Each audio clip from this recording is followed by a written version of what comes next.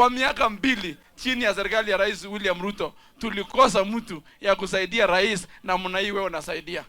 Pale mbele rais akiwa anafanya kazi kwenda kama vilago nje ya Italy, hakuna mtu alikuwa anakuja kufanya kazi ya stima, hakuna mtu alikuwa anakuja fanya kazi ya barabara, hakuna mtu alikuwa anakuja fanya kazi ya maji. Ilikuwa ni hadi rais afike. Alikuwa akitoka nje, ule mwingine anaita press conference kutusi yeye na kuchochea watu.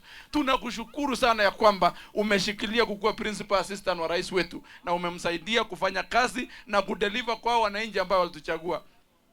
Naibu ya rais, ni kushukuru kwa ile kukuja kwako, na nishukuru Mheshimiwa Sirma kwa kutualika hapa. Alikualika, amenialika, ametualika sisi wote ili tukuje tufanye maendeleo. Tunakuambia kwamba sisi hatuwezi ile kazi umetufanyia na rais. Tunakumbuka ya kwamba chanda chema uvishwa pete. Ile kazi umetufanyia yote na rais wetu tutarudisha kwa wema. 2027 tutarudisha, 2032 tutarudisha, 2037 tutarudisha, 2042 tutarudisha, 2047 tutarudisha, 2052 tutarudisha, wakati wote ya kurudisha mema kwa mema, sababu ya kwamba tumetelekezwa sana kwa maendeleo. Hapa Baringo tangu Rais Moi atoke, tumekuwa tukiambiwa ya kwamba nyinyi mlipata enzi ya Moi, hatufai kuitishwa kitu. Ni hii serikali yako ya rais imetuona tena na macho ya mapenzi. Ni hii serikali yako tena na rais ndio imekubali ya kwamba sisi pia ni Wakenya kama wale Wakenya wengine, sababu ilikuwa hii barabara unaona imewekwa enzi ya Moi. Hiyo miaka ingine hatujaiona rais amekanyanga hapa Eldoret